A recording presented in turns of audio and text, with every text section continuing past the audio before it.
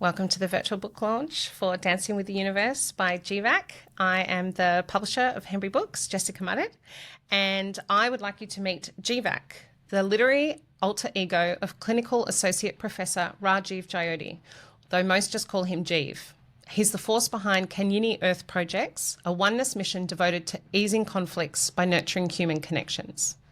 With a poet's heart and a philosopher's mind, Jeev has woven these passions into his debut philosophical novel, Dancing with the Universe, a work that's as heartwarming as it is thought-provoking. Congratulations, Jeev. How are you feeling? Thank you very much, Jessica. I feel good. I feel relieved that this is all out there now. There's a bit of mixed feeling that it's done, but also I put my thoughts and words out there in the universe, so for people to judge me. And also on the same page, I guess I would say that I'm hoping the words rearrange themselves in a way that people become curious about the ideas floated in the book, and I think avoid controversy. And I think really overall, I'm really hopeful that a real dance begins in people's minds. Could you tell us about your novel? Yes, so it wasn't novel to start with. I do write poetry, which is my other passion. I write it here and there and feel good about it. But I think I like philosophy as a subject. My friends in the world of radiology know that radiology is my second love. First love is philosophy. And I'm doing that more now.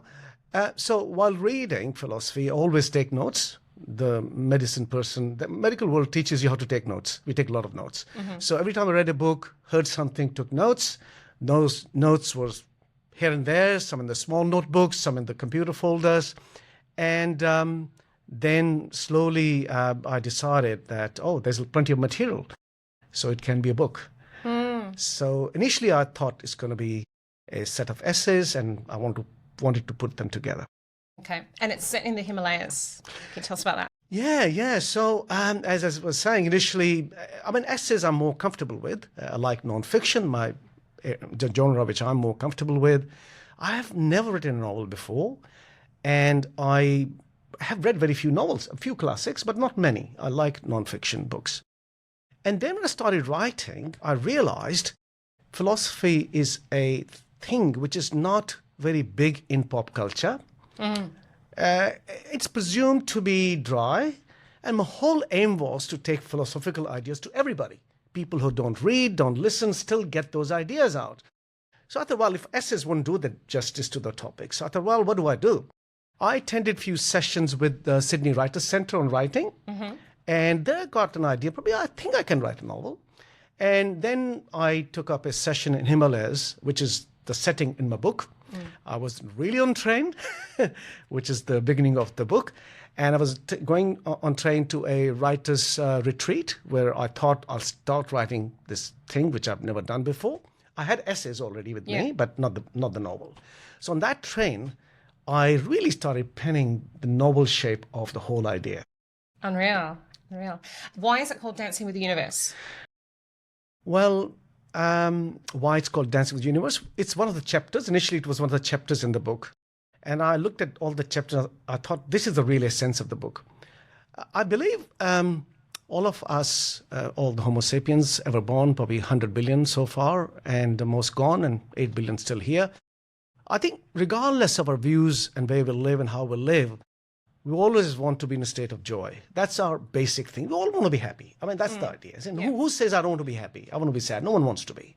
But that's not always possible because we interact with the outer world.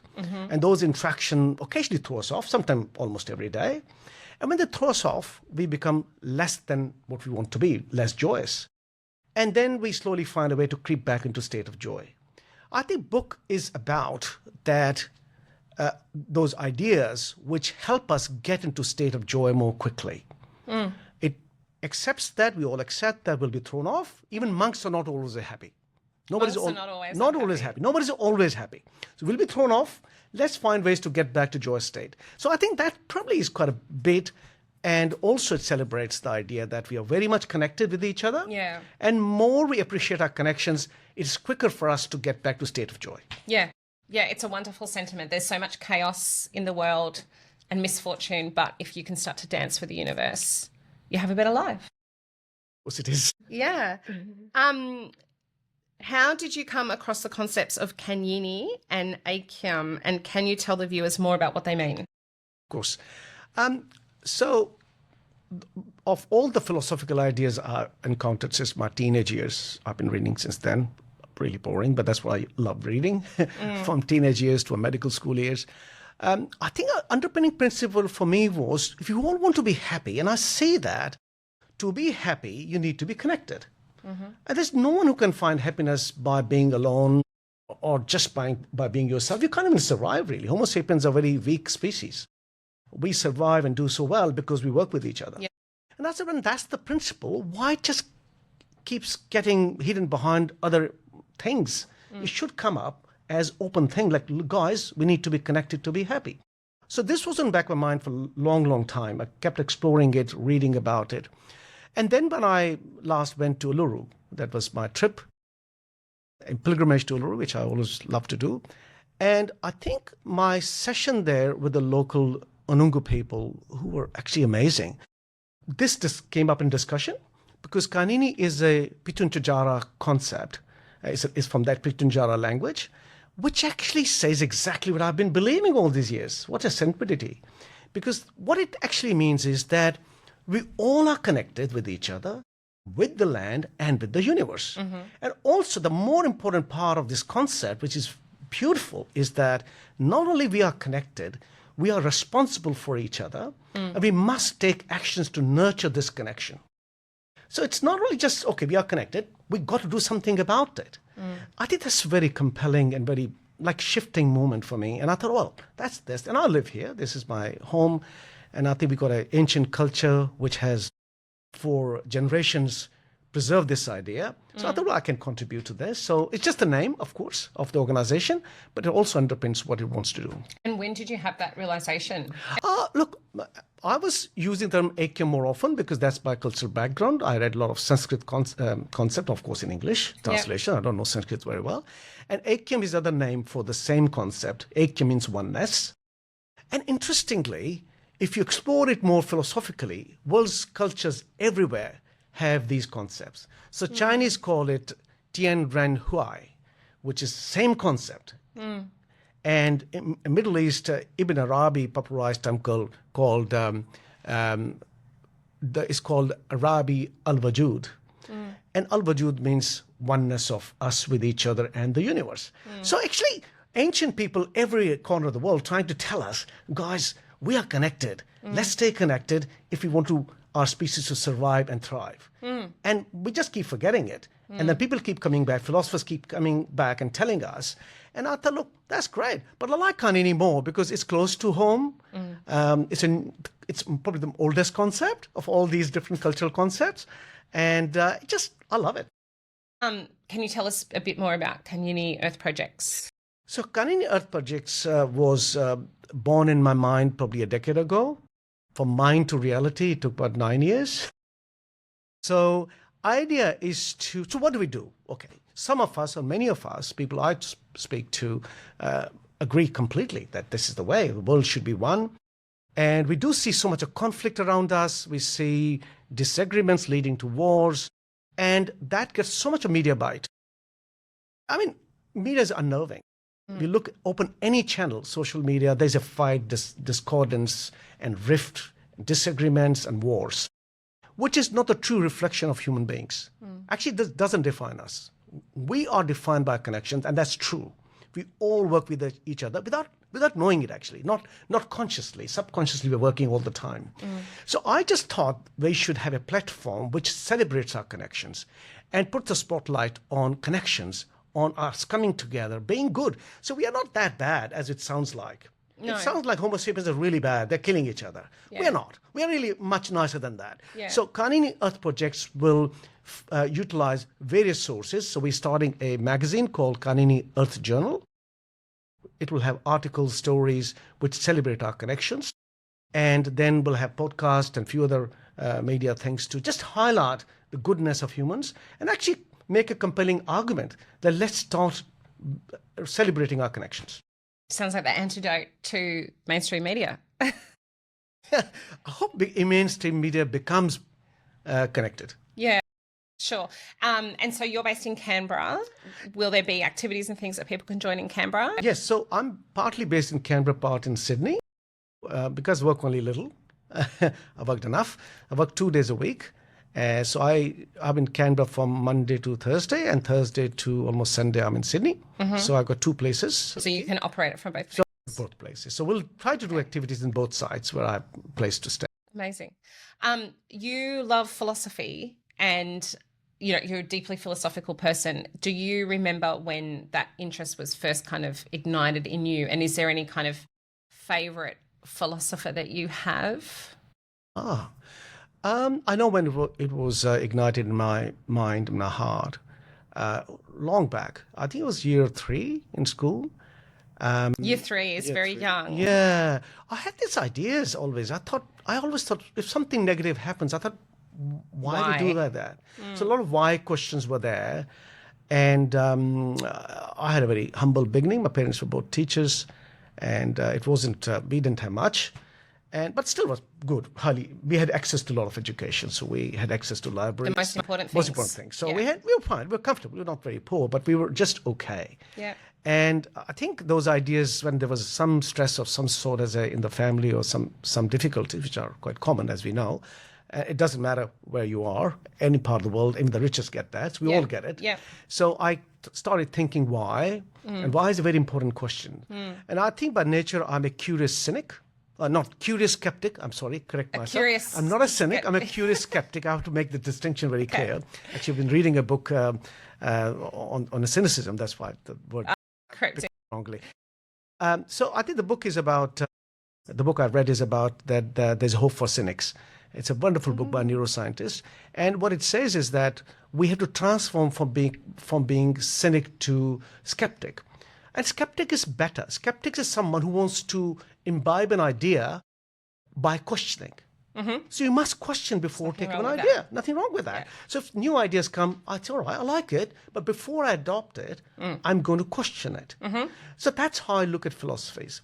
So when I started looking at these books and things, so early people who impacted me were, I think it was year 10, I was a teenager, and on the roadside in Delhi where I grew up, there are roadside stalls which sell cellophane paper wrap books, very cheap. I think it was 5 cents in current money, or maybe it was like very little. That's what I could afford. So I thought, oh, that's interesting. It was from my favorite monk, Vivekananda. He was very popular with young people. Yeah. And he was a monk, but he always said, go and play soccer, sort of thing. So that guy, he was very positive. So that book was very, it shifted me, I remember.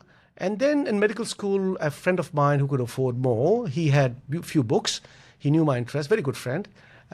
He's a psychiatrist in America, obviously. He looked at mind quite a bit. So he handed me a book called The Prophet by Khalil Gibran. And that was wonderful. Very hard read. It was a tough reading. The language was difficult. Yeah. But I loved it. I made notes from that book. So I think then I kept reading. A lot of things came my way. Yeah. Okay. And you're also a radiologist. Yes. With your expertise is in prostate health. Yes. Can you tell us because parts of your book, there's the medical, it's almost kind of medical philosophical, if it's talking about alcohol or that kind of thing. Does your medical background influence your creative writing? I think it does. 30 years in medicine is a lot. How can it not rub off on you? Exactly. It's like transformative. Yeah. It's hard to shake this off. So I think it does. And there are wonderful things I learned in medicine. I was always interested in public health in the broader picture.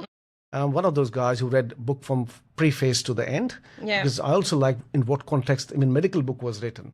So that helped. So I think you're right. Health defines us overall. It's not just, I like the definition by WHO, which I read, I think, medical school 30 years ago, was that health is well-being of our bodies, minds, and spirit, and society. Sorry, there are 4 tenets to that. And that's actually what defines health. It's not simply diseaseless body. It's more than that. We got to think nicely, positively, society and everything. And I think we haven't quite achieved that, but philosophy lends itself to that theme of health. So it does have impact on me. Can you tell us about Manak, the character? Oh, okay. So Manak is the main protagonist in the novel, is influenced by a lot of philosophers and people I have interacted with. And it was kind of natural progression. In the writing terms, I'm a bit of a penster, and also sometimes I just plan a bit as well. So it's kind of a mixture of things. But I did have an overall picture of a character whose background is in corporate world, and then he has personal, and that's also a true story about someone I know, not the character, but he had some personal loss. He changed his way, and he came full back into philosophy, and he's a good talker. So I think the character is influenced by real life structures, not one character, but some real people. Right. And that's how Manak was. I like him. He's a good character. He's always late. How long did it take you to write the book? Oh, okay. So since I was a new writer, I thought, and I come from the medical world where things happen quickly. You have very short time. You do things like that quickly. I do a lot of research. I published a lot of papers. And I was very on ball with the things. Like if I got a research project, I got 6 months, sort it out. Big complex research, I used to publish it. Oh, that's all right. It's a novel. It should be easier. So I thought, gave myself 6 months. And 6 months became 3 years. 6 months became 3 years. That's still not a long time. I heard afterwards. Initially, I thought, oh, what, I'm so slow. And then I talked to some of the doctor friends who'd written You're before. working full time, and They said, one of the girls I knew she's a general practitioner in Canberra, said, oh, I finished my novel. And I said, oh, congrats, you published. She said, how much time? I said, 6 years. I said, oh, I'm doing very well. Yeah, you are. So what is next for you? I think primarily it's going to be Kanini. And as I said, there's a magazine going to be out soon along with the book, hopefully in a few weeks. And we got a very lovely editor. She's going to collate the material from around the world. Priya? We were seeking Priya. She's an editor. And we're going to go around seeking the kind of publications and articles we want. With a short span time, we want to keep it short articles. So I thought initially 3,000 words, so I've come down to like 1,200 words and probably less. In journalism, 1,200 words is still pretty long. Pretty long, isn't it? Yeah. So I'm writing for that. So I'm currently writing a few articles. I got a few more coming. So I think what I'm doing is serving myself. I'm getting my itch out by writing these articles quickly. And probably those articles eventually will become a book. And I'll be knocking the doors of Hembury Books again. Would be amazing. So my final question is, if there's a writer watching this who would love to finish their book, what would your advice be about getting it done? Yeah, that's a good question, actually, because I had to go through those situations myself.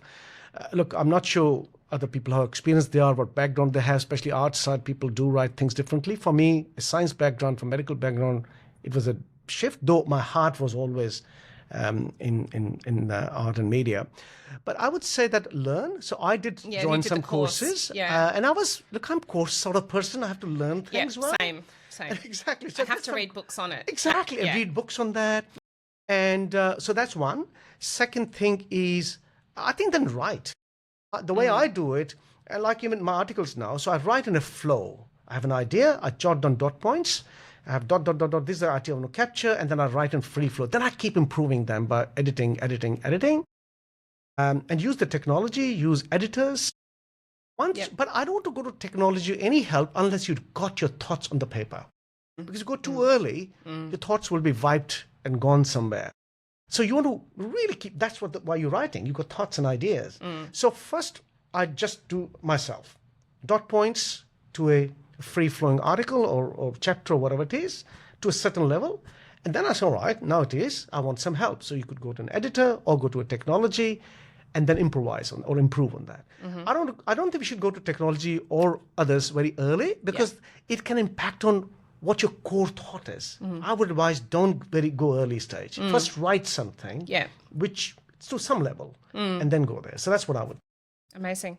Well, congratulations, Jeev, on the publication of Dancing with the Universe. Thank you, Jessica, and especially Hembury Books has been absolutely amazing. We'll be waiting for you to come back. So write quickly. I look forward to that. Thank you. Thanks, Jeev.